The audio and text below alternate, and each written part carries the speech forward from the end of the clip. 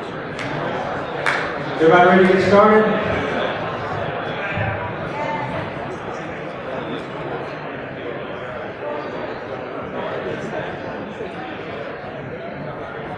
Any dancing volunteers?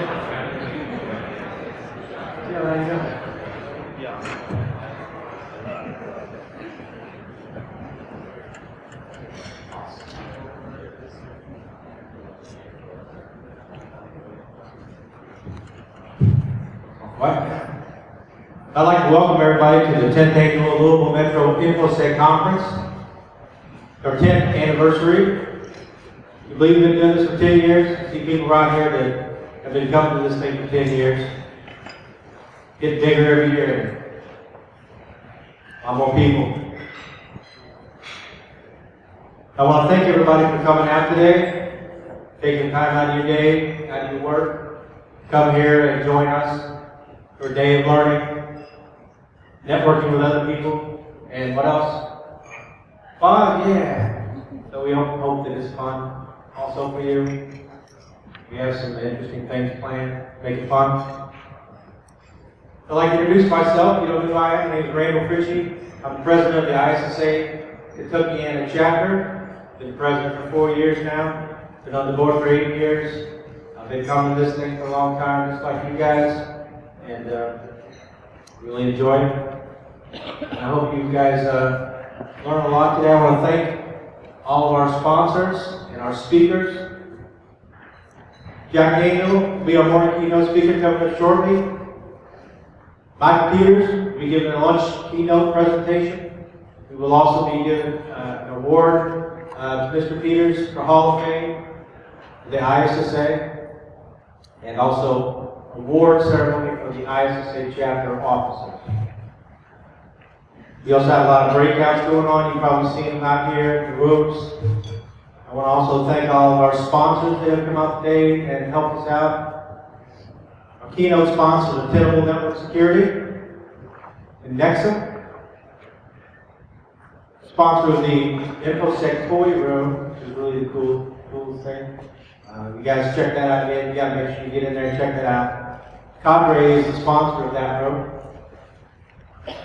Our platinum sponsors are InCircle and Fishnet Security.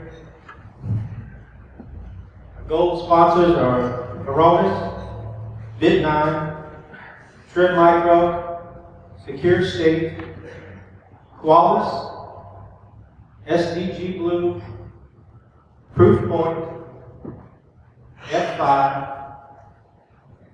Silver sponsors are New Horizons Computer Learning Center, Sullivan, Big Prime, Mount Joy, Children. There you go. We also have some local security groups represented. In addition to the ISSA, we have ISAC represented here today, and also InfoGuard believes here. Really appreciate all the sponsors coming out. Please take a moment to visit their booths. You have bingo cards in your programs. You got to visit the sponsors, get a stamp, sticker, whatever it is they have in there. Fill that thing out, drop it off at the registration desk. And at the end of the day, we will take those and draw from those to award prizes. The sponsors, a lot of sponsors have door prizes to give out. We also have a $200 Visa gift card. You can spend it anywhere. And we will be awarding that on the basis of the completion of the bingo cards. So make sure you visit all your sponsors and tip the waiters. Most important, I want to thank you guys. Year after year, you guys show up, come out, help us out, participate, and hopefully you guys get a lot of value out of this. After the conference is over, we will be sending out a little online survey. Fill that out, give some feedback, let us know what we're doing good, what we're not doing good, and we'll take that and continue to improve. Also, I want to point out the change of venue. Obviously, you guys know you didn't show up Churchill Downs this year. We've changed it. But the reason we did that is because we outgrown Churchill Downs. We really were maxed at about 350 people. We ran out of places. We didn't have enough chairs. Didn't have enough seats. Whenever that was full, it was really hard to hear. We had a lot of people comment about that. So we made a change this year. We came to this center. We've got 440 people registered this year. It's the biggest ever. And I think it's a lot more comfortable, and I hope that it turns out to be an excellent venue for us. But please provide that feedback to us, and we will take action on it. We value that. This time I'd like to introduce Mr. Carl Alexander.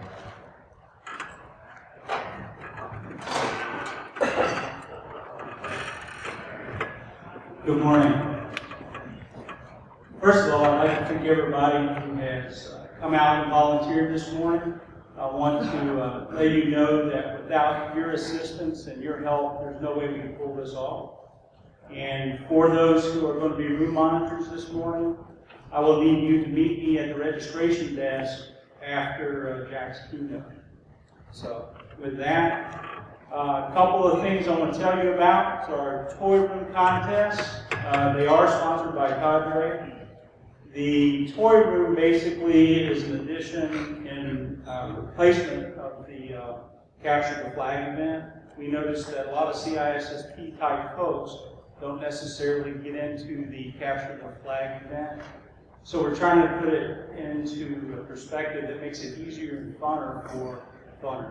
makes it more fun for those of you who don't necessarily get into Capture the Flag.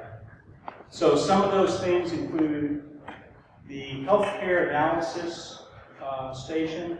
What we're basically doing is trying to get you to do an analysis of a healthcare workstation setup. We'll ask you to write down your information, what you see is wrong with that. And there's a placard at each of the stations to tell you what to do. But the long and short of it is, everyone who turns in the best analysis will be winning a $25 gift card. Not bad for taking a moment and getting involved in the contest. That was set up by Kelly, Missy, and John from the MCM group. And they are all part of the ISSA. The next station is going to be a No Wasp Intimidate Challenge. That was set up by Jeremy Gruen, aka Weaponized. Jeremy, you've probably seen some of his videos out on the internet. If not, go check those out. The prize for that particular contest is going to be the Metasploit Pen Tester's Guide book. So if you get an opportunity, try that out. The next item is the Phone Plug Challenge. And basically, Adrian Iron Geek is going to be showing us some of the things you can do with a Raspberry Pi. Some of the cases you might be able to stick it into. And if you don't understand what a phone plug is, hopefully after today you will. And you'll understand how you need to be monitoring your networks for that purpose. We're also going to have some folks coming in from Bloomington, the Fools group. That's the Fraternal Order of Lockpick Sport. And basically they're going to help us with the Lockpick Challenge. Take a chance and see what it's like. If you've never picked a lock, today's your opportunity. The last thing we're doing is the Cantina contest. It's basically a DIY do it yourself kind of deal. That was set up by myself and Gary Hampton. Within that, basically there are cards on your tables. If they've not already been confiscated, there should be a card on your table. Somebody at the table will be able to do that. Unfortunately, we couldn't make up 400 cantinas, and we don't have time for everybody to do that today. With that said, I want you to remember that the cantinas can be sharp, so be careful with that. If you do take advantage of that. And you will exchange the card that was on the table, you will exchange that with Gary for your cantina kit. All right. Very quickly, a lot of people have seen the cover of our magazine or our program today. The program basically talks about averting doomsday dilemmas. And that sounds pretty heavy, right? But the truth of the matter is, you see a problem, you take action, and then you avoid the pain that can come with that. It's basically problem solving, something we do every day. In fact, we do it over and over and over and over. As security professionals, it's in our DNA. It's what we do that's different from a lot of other folks. It's what makes us different. on your tables, not everybody's table, but on some of the tables, I've put some items out there. There's a thermometer out here somewhere. Somebody's got a thermometer on the table. All right? That thermometer, when I look at a thermometer, I think about HVAC systems as a security professional. I think about other devices that may be on my network. And I start thinking about multifunctional printers. A thermometer making me think about multifunctional printers.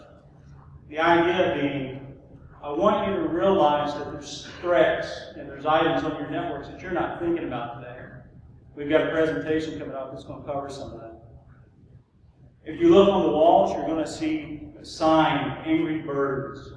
What's Angry Birds make you think about? It makes me think about bring your own device. It makes me think about malware. It makes me think about management systems to control that.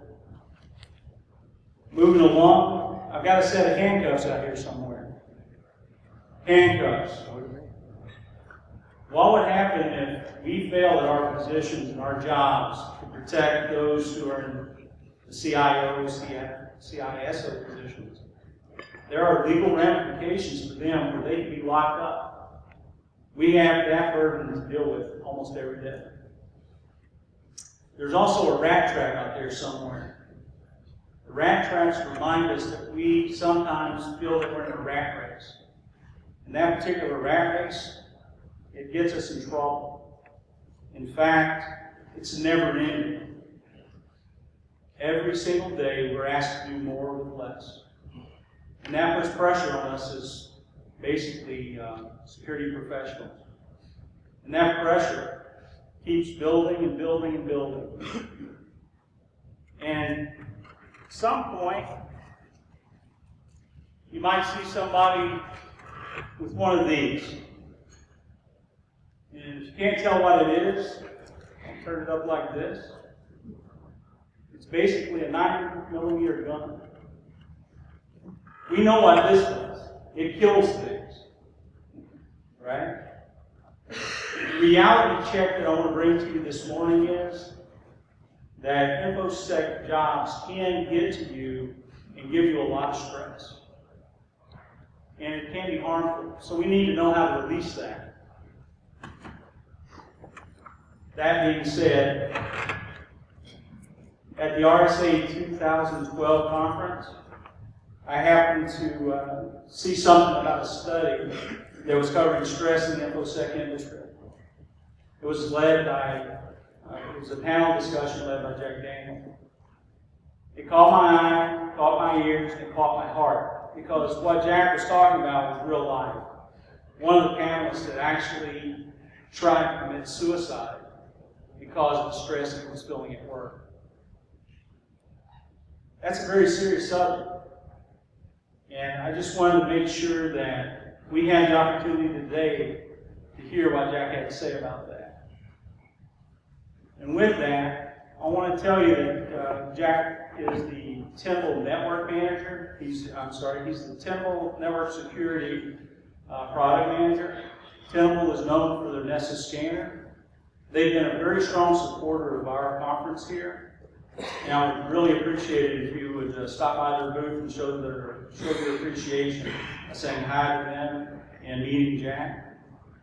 And with no further ado, I want to introduce Jack Daniel. He is the co-founder of Security B-Sides, an uncommon sense security blogger, an information security conundrum, a reluctant CISSP, and an amateur blacksmith, and a BS, artist extraordinaire. Please give a warm welcome to Jack Daniel. Thank you.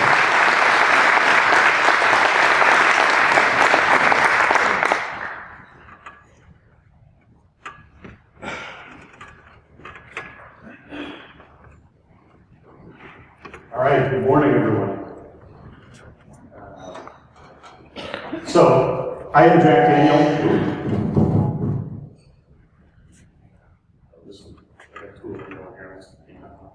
So my name is Jack Daniel. I do work for Tenable Network Security. One of the things I love about working for Tenable is that I get to do things like this. What I'm going to talk about really is not directly related to Tenable at all. They support things that a lot of us do. And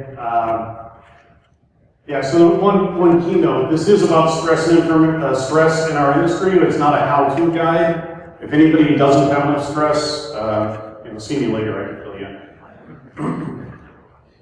So we're here to talk about burnout. Yeah, this one, there we go. That's the burnout we're talking about. I want to start out, it's not just me doing this. This started because there were a handful of us that, through instant messenger, through a variety of ways, would see each other a few times a year, stay in touch more or less continuously. Somebody would change jobs, job situation would change, something would happen in the family. We're sort of a support group.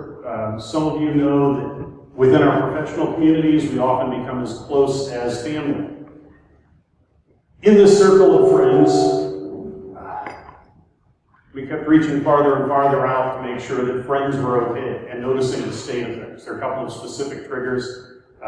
You might notice a few of us have had a few things to do with the PCI Council and the state of being a QSA, which appears to be a significant stressor.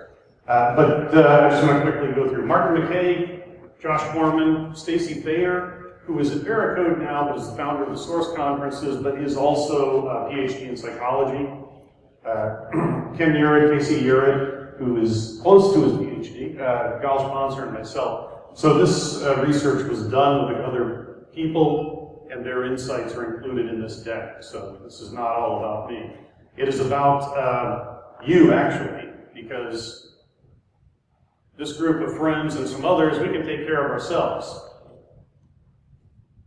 The disclaimer pages, moral support, that's one of the things that we've provided that keeps us doing this.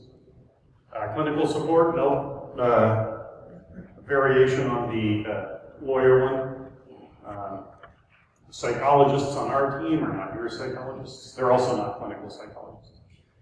And also, when we get down to skills, we're not even qualified bartenders, which does lead to something that we will have to talk about later this morning.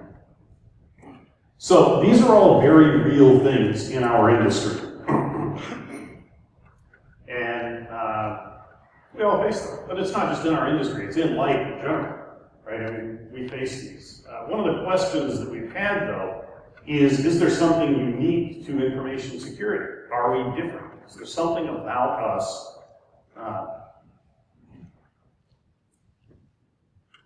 Another question, which hopefully resonates with many of you who have management roles, is what's the involvement of the organization? And what can we do about it?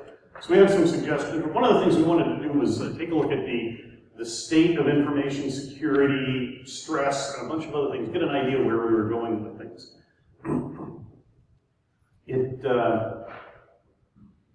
Well, it wasn't a lot, but here's one of the things about being special.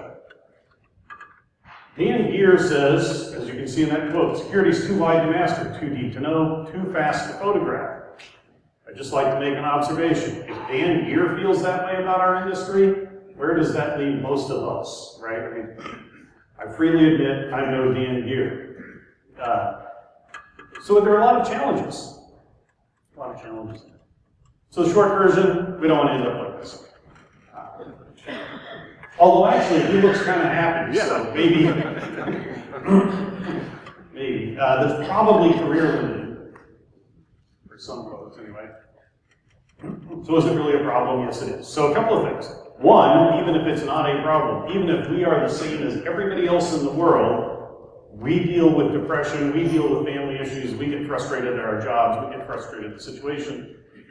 The information security community is a community. Community is a word that's abused in social media and public relations and media, but there really are close-knit communities. There are some of you that have been coming to this event for many years. You see each other. You see each other at regular ISSA meetings. You may see each other at OWASP meetings. You may see each other at RSA every year. You may work together. You know each other. We actually are a community. If nothing else, we should take care of ourselves. The other thing is, regardless of context, one of the questions I ask almost every time I speak is, Who here works with too large a team of intelligent, educated, trained, and hardworking folks? Anybody have too many overly skilled or adequately skilled teammates, right? No? I've yet to see anybody say that. We can't find enough people to do what we need to do. A lot of our challenges, as Marcus Random has said, a lot of our challenges simply require smart people. We can't afford, as an industry, to lose people. Forget the social, if we want to be just mercenary, Machiavellian. As managers, we can't lose good people. As an industry, we can't lose good people. Hopefully, the fact that we don't want to see friends and peers suffering is an issue. However, there are some people that have a counterpoint, and I want to address this to start. Some of you may know, I've got a very good friend who calls us out on this every time. We tend to be well educated. We have job security largely because of what I just mentioned. We're generally speaking well paid compared to other things. We are not getting shot at. Although many people in the industry have done their time in the military, some have come from law enforcement and other places. We are not in the emergency room dealing with the battles on the streets. We're not in law enforcement knocking on doors wondering if we should do it solo or if it should be a SWAT team. We're not a fire truck. An interesting thing, one of the first times we had a serious discussion of this was a year and a half ago at B-Sides. One of the guys stood up and said, yeah, I used to be a tactical team leader for a major metropolitan law enforcement unit. Retired from that. When he went home, he did not go home in body armor in an armored vehicle. He couldn't take his job. He could take the stress of what he had seen. But he had some very simple metrics. He felt the stress of moving into information security was in some ways higher. Which to me seems hard to believe, but he said, you can't let go of things. You can't get an easy score. If you blew down a door, 3 people end up arrested, 2 minor injuries, that's success. If you failed, they knew they failed. There's no question. Innocent people were injured or killed. Law enforcement agents injured or killed, that's bad. Failed to arrest somebody, that's bad. But that easy score, how many of us have a really easy score in the big picture? We might know what we've done today. So, we do have pretty cool jobs.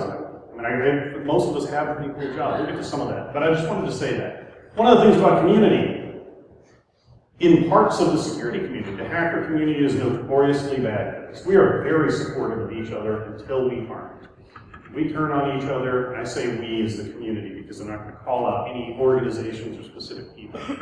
But there have been flame wars and things that just don't need to happen. And it's because we're passionate about it. So what we decided to do, let's take a look at the prior research. That didn't get us anywhere. So we'll do our own. First try was rough, it was horrible, it was ugly, and it was the best ever done. It's kind of the beauty of being first. Second try, we actually we used some material from the Maslach burnout inventory, which is the psychological industry standard for stress and burnout. And that one had some more interesting things. Statistically insignificant numbers that we have, however, potentially informative. Which is kind of the way I look at myself too. Statistically insignificant, but potentially informative. And also there's a lot of anecdotal information in here. So I have to do the disclaimers. I don't work for one of those big analyst firms or research firms or others who tend to put out reports and not tell you the truth.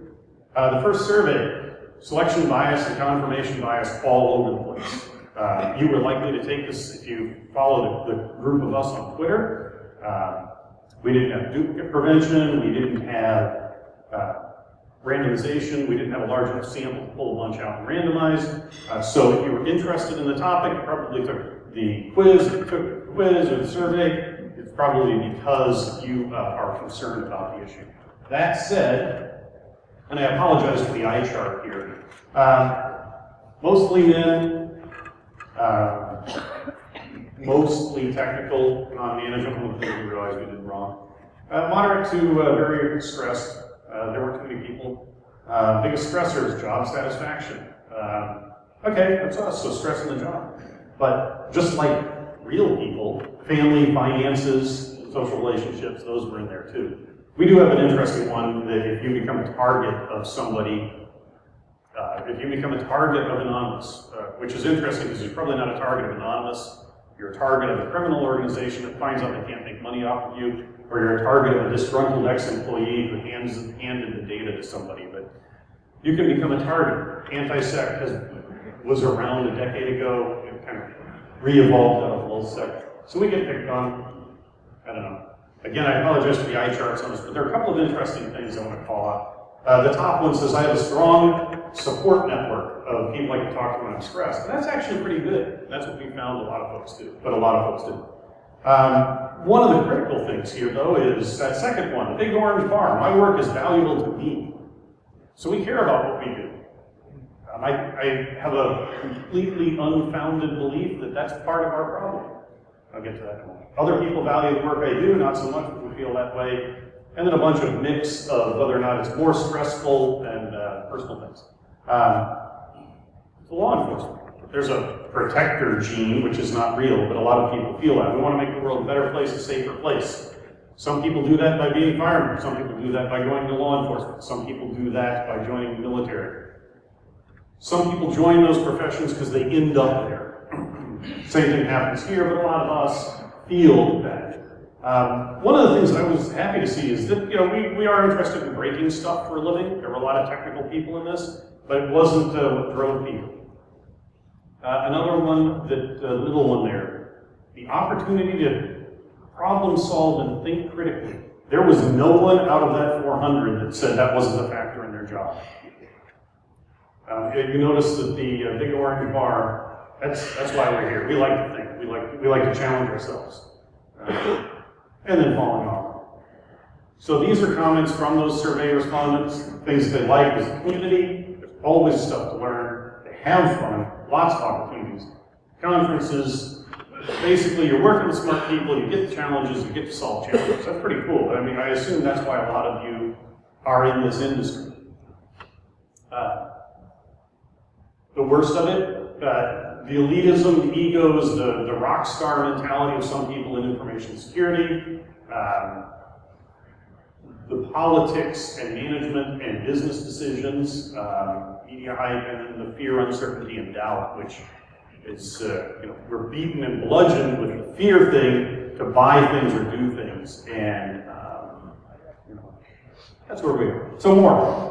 Biases galore. This one's actually a generic survey, but it was based on Maslach burnout inventory, which is a standard industry metric. The biases, we try to reduce selection and confirmation bias by not making it obvious, and it's not purely a burnout study.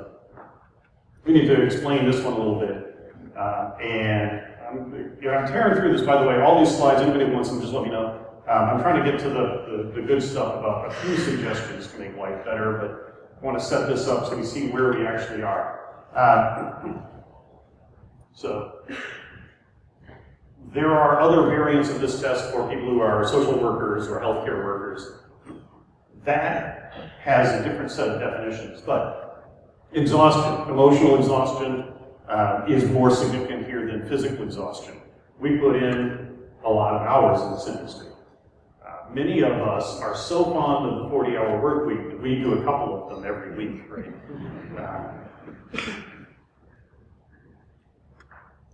This is an interesting one. Cynicism is hard to pin down on a test. But this is a dissatisfaction, not just dissatisfaction, this is a distance from a feeling of accomplishment in your role. Feeling that who cares? It doesn't matter. It's one of my problems with this is it's really hard on a simple survey to split between cynicism and skepticism. And one of those is very bad. And one of those is a requirement for being in information security. A little skeptical.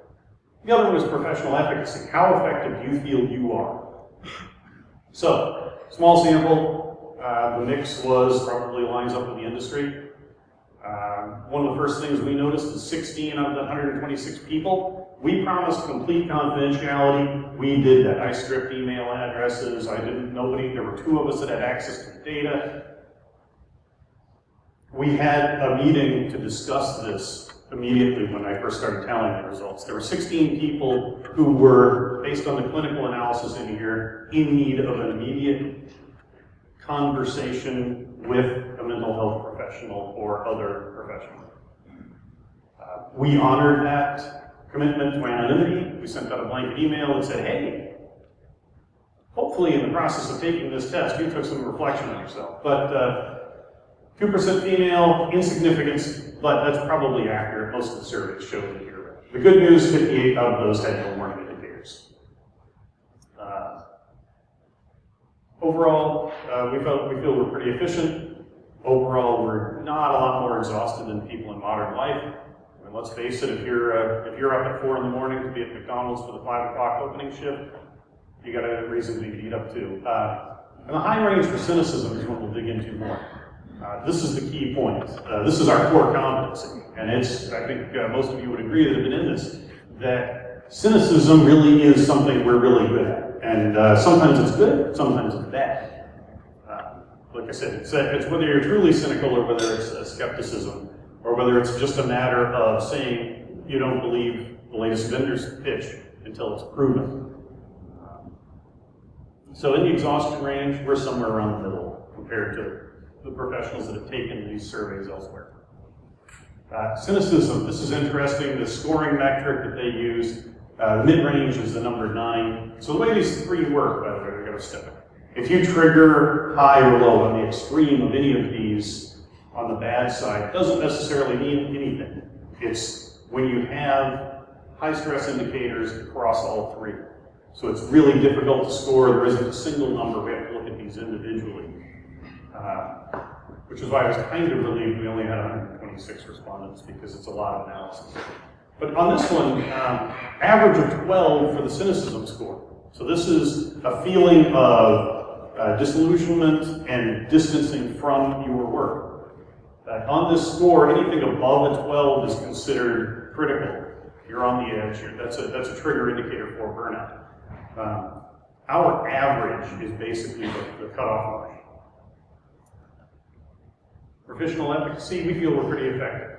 We're not at the top of it, but we average 28, so we're just a point below being off the top. A couple of things, this again is probably worth going into. If you're really interested in these numbers, I'll give you the numbers. You can slice and dice them. One of the interesting correlations is that exhaustion and cynicism tend to kick off, and also professional efficacy tends to take a dive as cynicism spikes. This is statistically insignificant, but it looks real. And our theory at this time is we feel personally successful because we work hard, we like a challenge, we challenge ourselves, the job challenges us, the industry and the world challenges. And we separate that from the state of information security, from the fact that we are facing some amazing challenges internally and externally. We're facing challenges of budget, resources. We're facing challenges of script kiddies through nation-state attackers. If you protect intellectual property, you're being attacked by somebody. If you've got credit card data, you're being attacked by somebody. Just from disgruntled employees to nation states, we have challenges which, to be honest, look insurmountable most of the time. And what we see, and what we've seen in a couple of cases, is you feel good about what you do, and suddenly something happens, and it's usually a big ugly breach that maybe not directly, but it comes down in your lap. And you start questioning whether or not you're making a difference in what you're doing. And you start to question the industry. We've had a few of these. So that's an interesting flip. On this one, this is just the data. Again, it's an eye chart, but there are a couple of interesting things. Exhaustion, we're really not that far out there. Canadian nursing. Anybody knows anything about healthcare? No kidding. The nurses are tired. I can't blame them. Cynicism, we just completely own this. If you look at these numbers, if you compare this central line, green doesn't show up well, but if you look at this line, I mean, we own this. Nobody comes close. This is, like I said, core competency stuff. The efficacy, we feel we're pretty good. The only footnote I'll throw out there is the data on Canadian military was pre-9/11. So that's some older data, and I'd be willing to bet that the Canadian military of 12 years ago, even though they're not heavily in as our armed forces are, be willing to bet actual combat has changed their perspectives. Back to this one. It's kind of tricky. We're here in Bourbon country. And there's a question. I was at DerbyCon. One of the things that DerbyCon did this weekend was set a record for alcohol consumption for the hotel.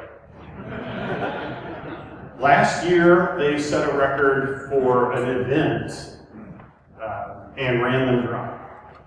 So they were prepped this year, but they weren't adequately prepped. They ran dry on a lot of things and sold more alcohol in a day than they sold on Derby Day at the Hyatt. Now, I realize the Hyatt's not a huge Derby, but it's the largest single alcohol sales day we've ever had. If you've been to RSA and go to the parties at night, been to Black Hat, DEF CON, ShmooCon, a lot of conferences, there's a lot of alcohol. I enjoy drinking. Probably a little bit too much, but I also enjoy taking time off and not having. Just don't take my caffeine away. That's my addiction that I can't give up. But we don't know. We see people at a conference, they get drunk, binge drinking is not healthy, it's not just college kids, but seriously, if you have a high pressure job and blow off steam once or twice a year, 2 or 3 times a year, have fun, go home and do your job and you're productive, that's awesome. But we don't know a lot of times. That's where communities like this, who can keep an eye on each other, becomes a factor and you start to see things. Those of us that only see each other at conferences, we don't know. So you do dumb things, you do career-limiting things. And the health issues actually get much worse than having this kind of six-pack, you know? The health issues are real. And what are the numbers for alcoholism? We don't know, we're not there yet. But it's one of those that, and that's really tricky. If we're close friends, we can have that conversation. But in that circle of peers, bringing up alcoholism or substance abuse is tricky. We don't know how to approach this one, but we have to admit it, because every time we talk about this, it's usually in a conference setting or near a conference setting where it would be disingenuous of me not to bring this up. This is a serious problem for some people. I've worked with people that have just disappeared from the face of the earth because of substance abuse, and it usually was triggered by depression or something. So let's get into some solutions. We have more questions than answers. A lot of our answers are anecdotal, and in that makes us just like real psychologists, no matter what they say. So let's look at the situation and see how to solve it. So we have some burdens: work, family, personal, social, community. We have a series of burdens that we have to deal with in life. These aren't unique to us, although arguably the work is a little bit different.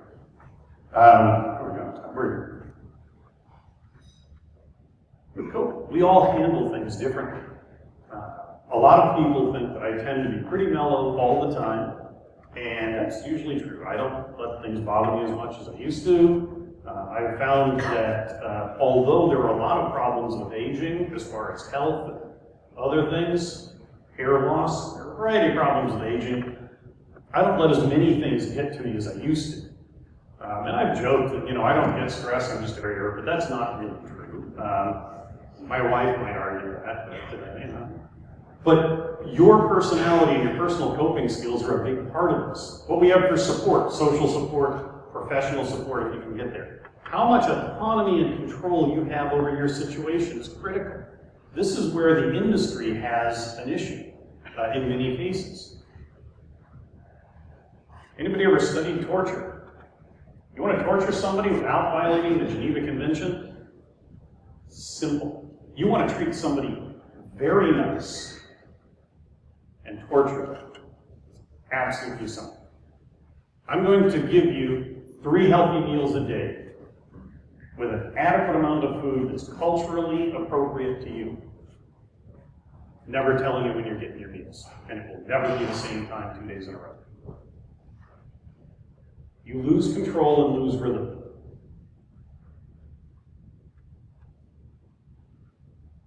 Put you in a room, very comfortable, no bathroom, no facilities. You have to ask, and sometimes you have to wait to go to the bathroom. We take you out of the routine and control of very simple things. So, does anybody work on a project they don't have full control over?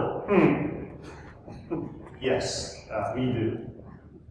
Burnout. So when we get to the burnout phase, we're talking about exhaustion, cynicism, depersonalization. That's another one. We're an industry that has a stereotype of not having social skills.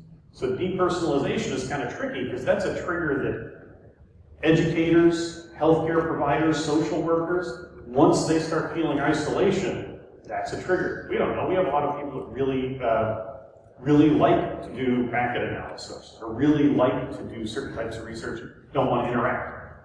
We become less efficient, and then the impact is we don't care about our work, we don't deliver the work, productivity goes down, we stop showing up to work, we lose our jobs, turnover, physical and mental illness, substance abuse. This is the spiral. And the reason I do this is in the solutions is because we've got a coffee maker sort of thing.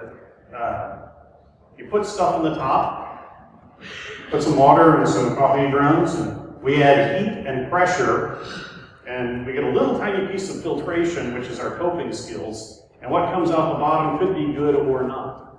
And so to take those last few slides, we take the burdens and we put them, press them through that coping filter that we have of internal and external coping mechanisms.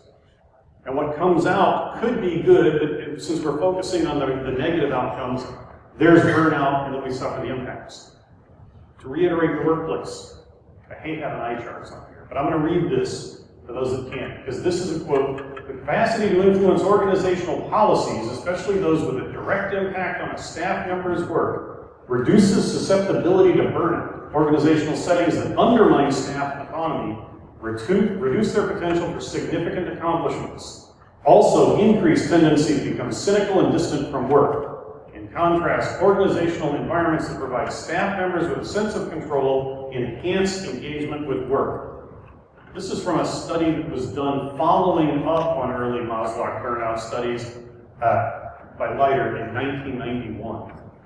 This is 20-plus-year-old. You can find older and older references to this going back a long way. For those that have some level of management, responsibility, any level of autonomy improves things. Like I said, classic. How do you take a world leader that has been overthrown and put him in a very comfortable mansion and torture him while everybody's watching? Take away control. So, a couple of things. Think about what's really happening. Simply overworked, we're all familiar. I'm guessing if you're in this room, you're in this industry, just plain overworked, we've all been there. If, however, you're psyched about what you're doing, at least occasionally, every now and then you get that big reward. Every now and then if you're doing penetration testing, if you're doing that sort of thing, and you come back 2 years later, and you can't get in. You've got to pull out all the tricks to pop in that because they learned, right? Whatever those progress measurements, maybe they're small measurements, that's all right. So here's one of the things that I've discovered. You have to know what's important. And it's not always what's obvious. So this actually takes having a very honest conversation with yourself, possibly with friends and family. This is B.B. King's Lucille. Anybody know the story of Lucille? 1947? The year? Doesn't matter. B.B. King was playing a show in Twist, Arkansas.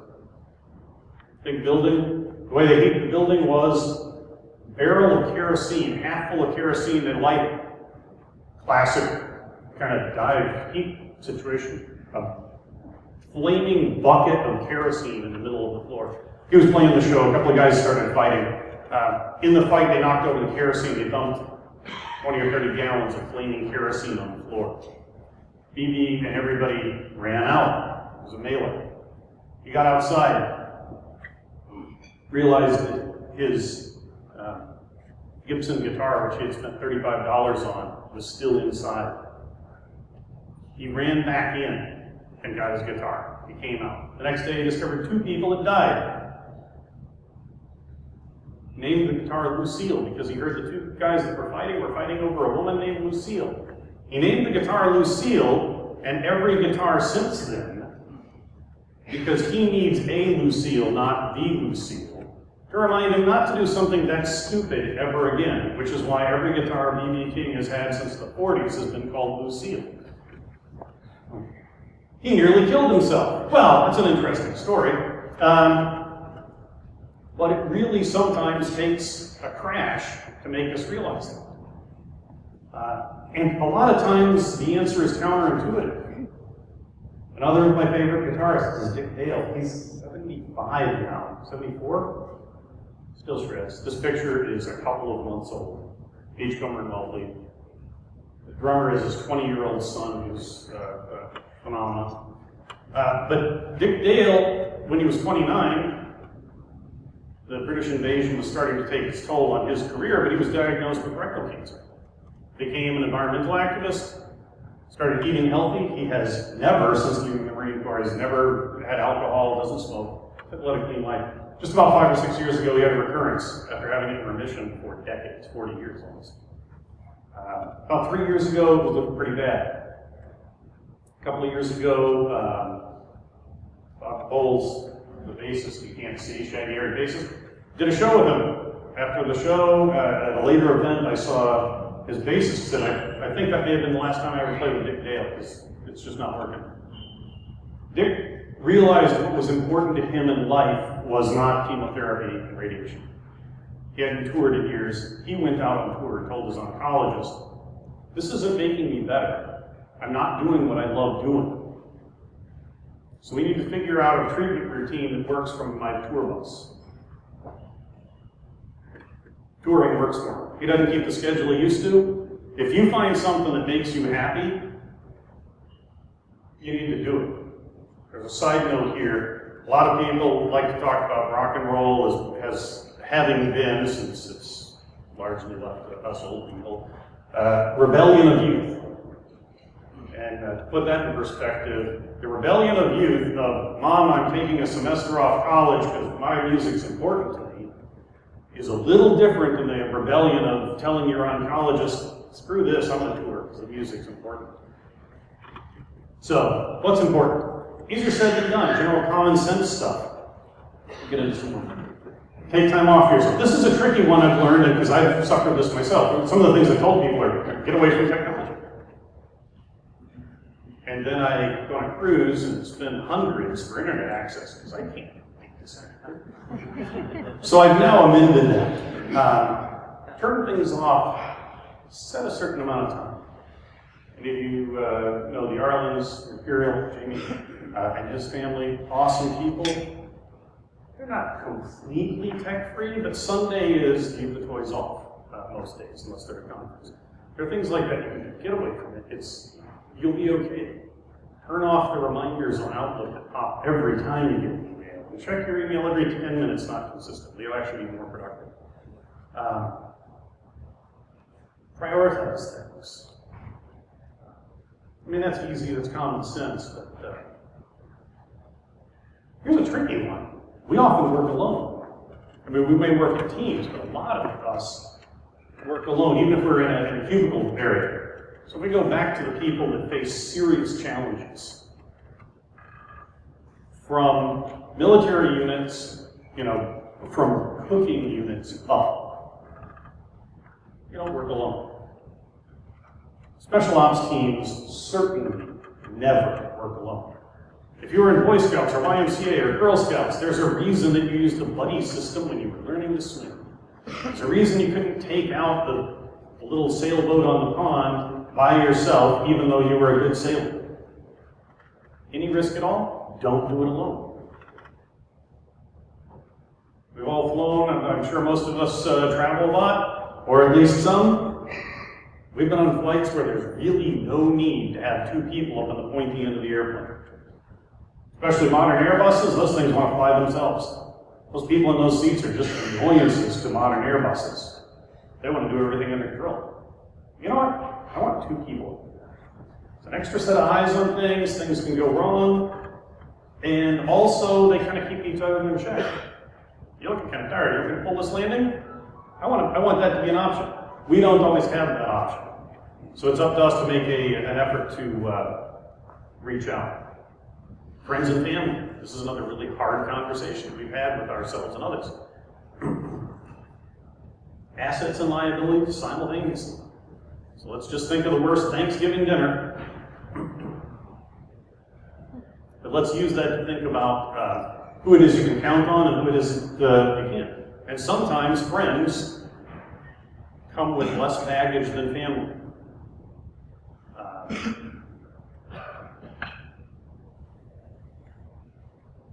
Not universally, but if you're offering people support, you're also more likely to get it back there. And this is mine. If you want a solution for, if you're exhausted, if you're working 14 plus hours a day all the time, you can't do it, this may not work. But for a lot of people that are suffering stress or suffering burnout, just don't care about the work, not making a difference where you are, beating your head against the wall. A suggestion I've given many times and taken myself. This project is actually part of that. Do more stuff. Do stuff that you want to do. Do stuff that makes you satisfied. Do stuff where people will recognize your skills and your efforts. And you will feel good about what you know. You may have skills which would be of interest to people in this room, and you could present at a meeting or a conference. You have to put work into it, do a good presentation. But people will say, hey, thanks, I didn't know that. Maybe it's a local Linux user group. Maybe it's a Windows user group that really isn't security focused, and you could go in and show them the wonders of InMap, which a lot of us that are still hands-on packet monkeys take for granted. It's like, I don't remember that command, I have to type it because my hand knows that one, right? Step back, do things. It could be in school, it could be in your kid's school, it could be church group. There's stuff that you know. If you're in this room, there's stuff that you know that is of value to somebody, and if you can share that, they will say thank you. You will have done something you feel good about. And counterintuitively, doing more work actually does it. Volunteer, mentor, teaching is hard. Share what you know as formally or as informally as possible. Mentor is one that's worth pausing on for a moment here. Mentoring is tricky. You have to find the right mentor-mentee pair. Doesn't always work. The InfoSec Mentors Project has tried this. Some of them are great successes. Some of them just haven't clicked. And if you've been in the industry or if you've been in the world long enough to think about mentoring someone, I encourage you to try it. Because there is no better way to prove what a hypocrite you are than to do this. Because you'll get off the phone with somebody and they'll be, I'm having this problem, I can't do it.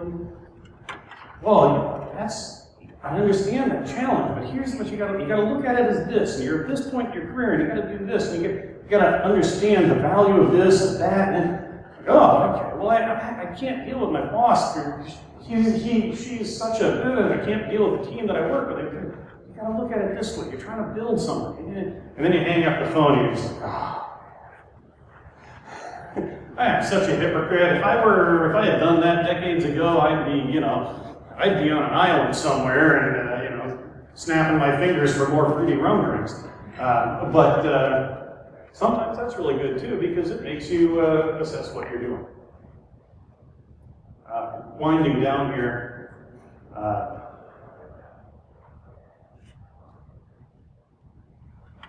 we're working on this.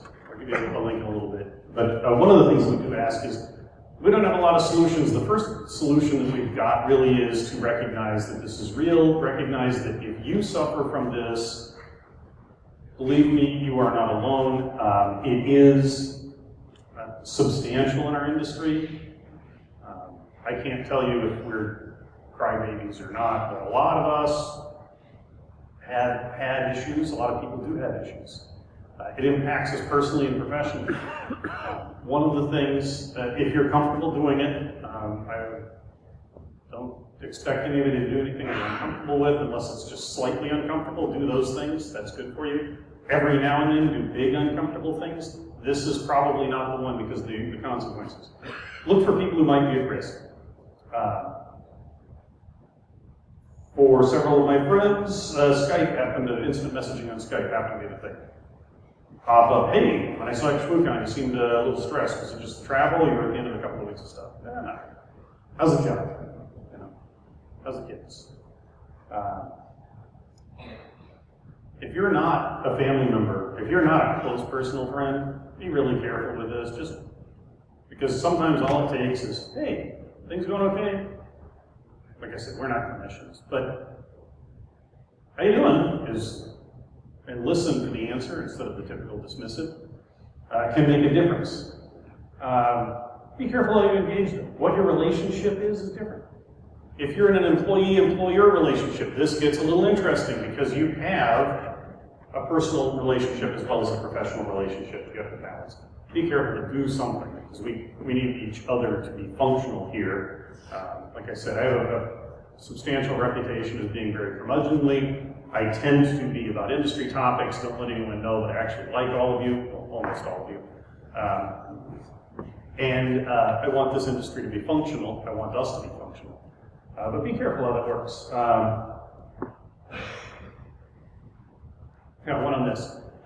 Since you're all pretty well connected, if, say, tomorrow or next week, your instant messenger or email box fills up with about 6 or 8 people in this room saying, hey, how you doing?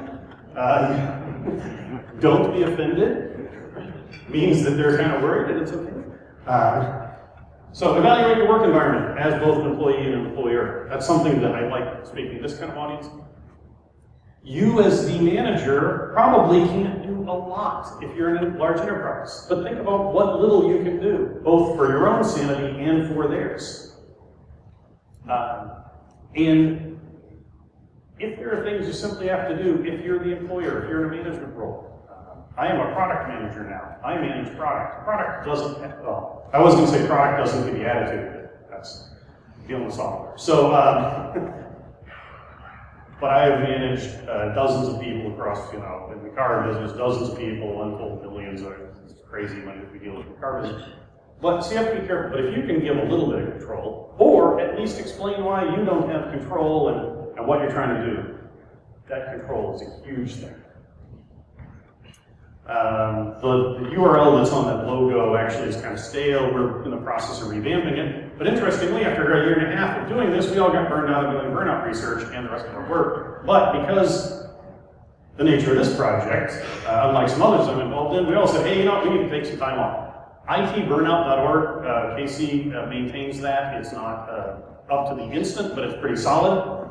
And there's more information. And the next step that I'm going to be doing, probably with Casey, is taking this to a much more personal level and doing individual interviews to get these sort of anecdotes of how people got out of it. Because there's people that you know that have bounced back from that. ITburnout.org is the primary site for the project going forward. jdaniel@tenable.com, Jack_Daniel Twitter. I'm easy to find. I'm not exactly a wallflower. So if anybody if you want the deck, let me know. I'll share some data. I actually can share a little bit more. It is all anonymized because it is kind of sensitive stuff. With that, how are we doing on time? If anybody's got questions, comments, throw them up now or catch me later. One of the most significant things that happens is every time I talk about this, I get 1 or 2 emails. And sometimes they come from URLs or from domains that are people with real problems. I've never done forensics or incident response for a living. I've done some as an admin. I've never done it in a tent in a hostile war zone. But we'll provide what we know about helping out. So with that, there we go. No sales pitch, no technical talk, but hopefully that makes a difference to you or someone you know. And if not, there's good stuff coming up all around the conference all day. So thank you very much.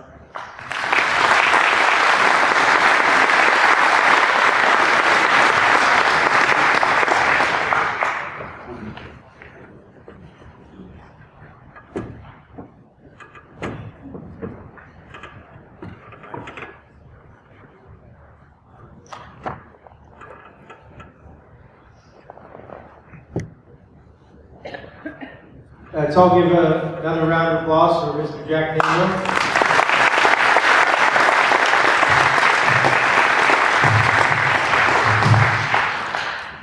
Got a couple things to award Jack on behalf of Brown Foreman. Those are the people that make Jack Daniels. You might have heard of that liquor. They have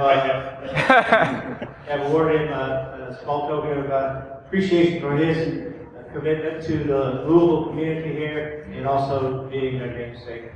Not sure which one came first. Okay, I'm not that. This is the bottom of the barrel with Jack Daniel's name on it and signed.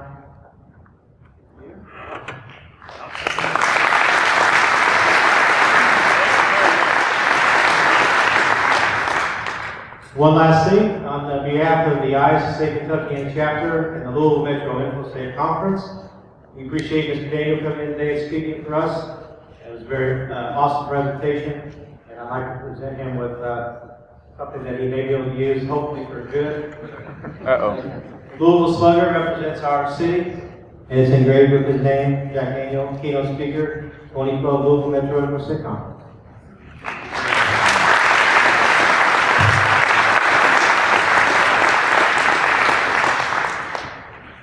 Okay, at this time, we got a few minutes before the first breakout sessions. Help yourself to more breakfast, coffee, go see vendors, tip your waiters.